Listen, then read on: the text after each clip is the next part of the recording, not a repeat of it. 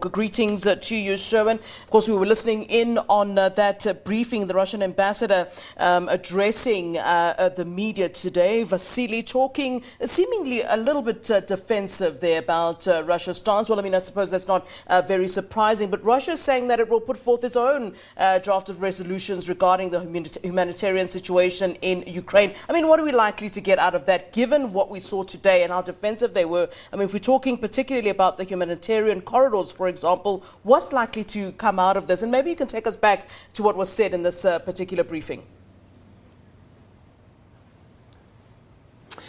Well, essentially, I mean, kudos to the Russian ambassador, right? He comes out to face a number of hostile questions, in a sense, because there are a lot of perspectives, certainly in Western regions like the United States, that are quite antithetical to what the Russian Federation is saying in relation to its invasion, its war, its, quote, military operation in Ukraine. He came out to talk about a draft resolution that was withdrawn in the Security Council. You and I have talked about this effort led by France and Mexico for a humanitarian resolution that would essentially put into international law the notion of unhindered humanitarian access. You talk about these humanitarian corridors that have been quite controversial in terms of people being able to exit Ukraine to a country of their choice, be it Poland, be it Romania, be it Moldova, and so forth. And so the Mexican and French ambassador yesterday came out and said, look, we're withdrawing that process, that negotiation process in the Security Council, essentially because it wasn't going anywhere. And they will now take that draft resolution to the General Assembly, where it will not have the binding legal ramifications that a UN Security Council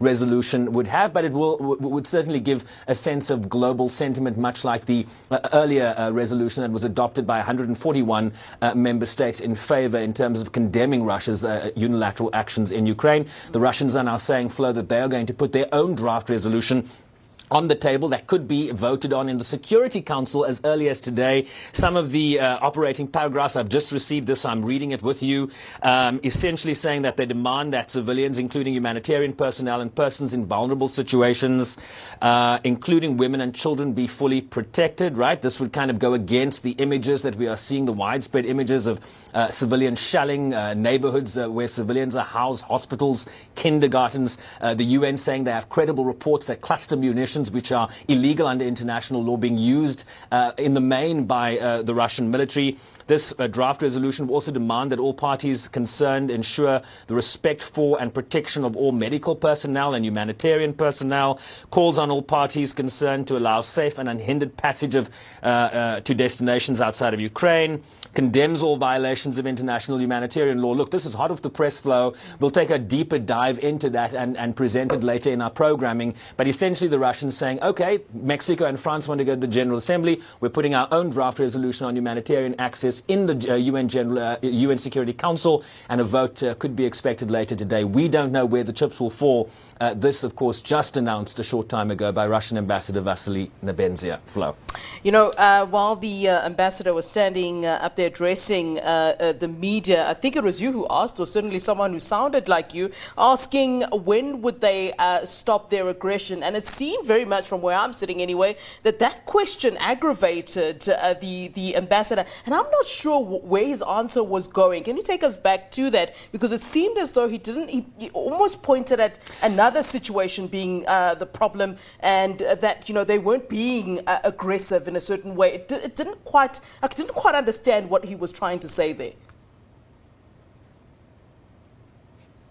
Look, one has to sort of sift through some of the responses here, because, you know, it's difficult sometimes for these officials. They really are caught between a rock and a hard place, because, you know, information in terms of what might be happening on the ground, the military operation in Russia, takes time to filter through to diplomats here in New York. That was a colleague from Fox News, actually, asking about when this war would stop and what essentially it would take. And so I need to go back and really sift through what the ambassador was saying there. But in terms of some of the demands that the Russian Federation has wanted here is an assurance from Ukraine, for example, that they would not expand in a westward direction. They would not join the EU. They would not join NATO. And so those are some of the long-standing prerequisites that we've heard from the Russian Federation, which have been rebuffed certainly by Western nations and most notably rebuffed by the Ukrainian leadership. I did ask the ambassador a question later, Flo. I think I sounded a little bit more like myself. himself. I asked him about the parallels that are being drawn between the invasion of Iraq by the United States in 2003 based on the faulty intelligence, right, of weapons of mass destruction, which were quickly debunked then and have been debunked ever since. And in addition, Russia's posture as it related to the 2011 attack led by NATO on Libya, which has, of course, led to vast insecurity and the ramifications and consequences still felt today in vast regions of the Sahel region. And I said, are there no parallels here in terms of the unilateral nature of your action, but also the criticism that is leveled at UN officials in terms of their defense of the UN Charter? He said, every situation is unique. And he doesn't recall the level of outrage that Russia is today experiencing in terms of what the U.S. experienced back in 2003. I then retorted and said the U.S.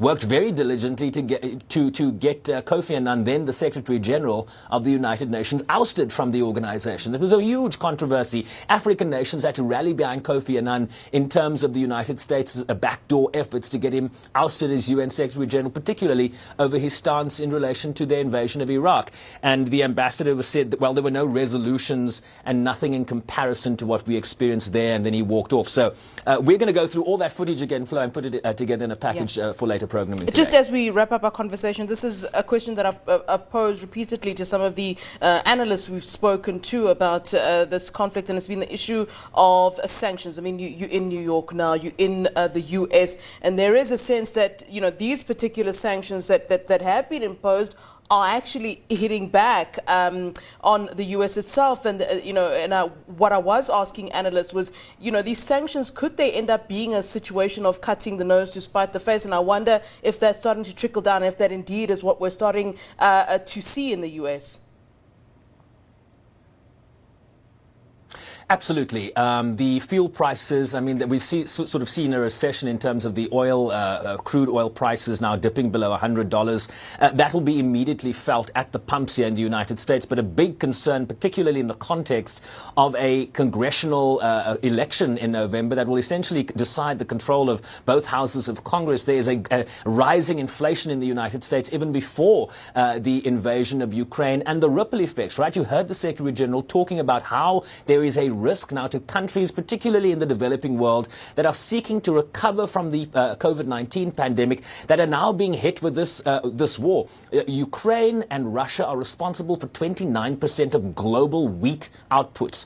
This affects the poorest regions of the world, particularly North Africa, the DRC he mentioned, that are dependent on those exports from Ukraine and Russia that are now being disrupted not only by the military intervention, but certainly by the economic punitive measures that have been the response from Western nations against Russia's invasion. So yes, there is a great deal of concern expressed from quarters in the United States, but also here at the United Nations, that there is a risk for greater instability, particularly in poor, vulnerable regions of the world. We talk about the instability that the invasion in 2011 in Libya created in the broader Sahel region, the coups in West Africa.